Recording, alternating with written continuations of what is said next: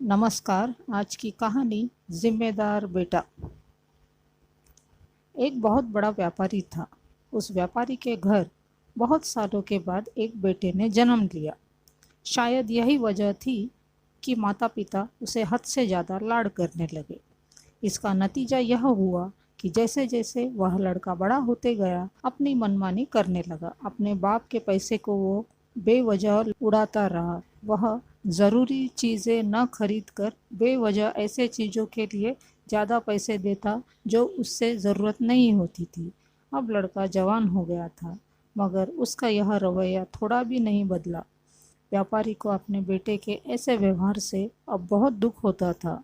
व्यापारी चाहता था कि उसका बेटा जीवन में मेहनत करे और पैसों का मूल्य समझे।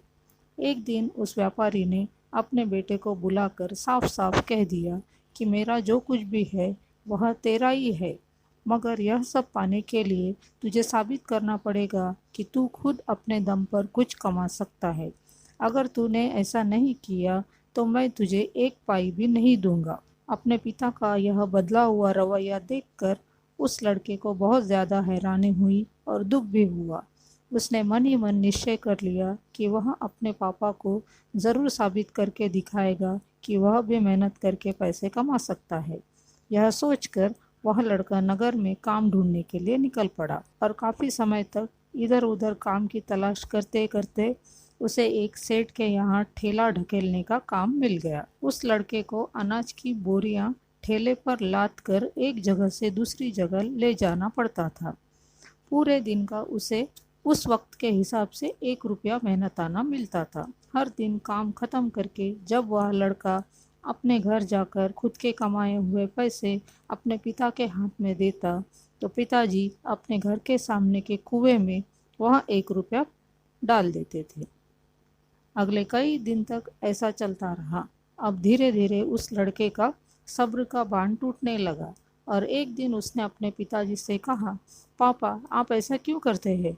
मैं इतनी मुश्किल से पूरा दिन कड़ी मेहनत करके पैसे कमाता हूँ और आप ऐसे ही उसे कुएं में डाल देते हैं। यह सब देखकर मुझे बहुत तकलीफ होती है। तब व्यापारी बोला, बेटा अब जाकर तुझे मेहनत और पैसों का सही कीमत पता चली है।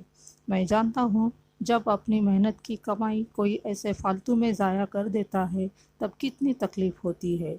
यही बात अगर मैं तुम्हें बोलकर सिखाता तो तुम उस पर ध्यान नहीं देते, इसलिए मुझे यह सब करना पड़ा। व्यापारी का वह लड़का अब अपने बाप द्वारा दिए गए सबक को अच्छी तरह से समझ गया था। अब वह लड़का मेहनत करने लगा और जिम्मेदार भी बन गया और बिना किसी कारण के वह अब पैसे खर्च नहीं करता था। तो दोस्तों, कैसी लगी आपको मेरी ये कहानी? अच्छी लगी हो तो लाइक शेयर और सब्सक्राइब कीजिए। धन्यवाद।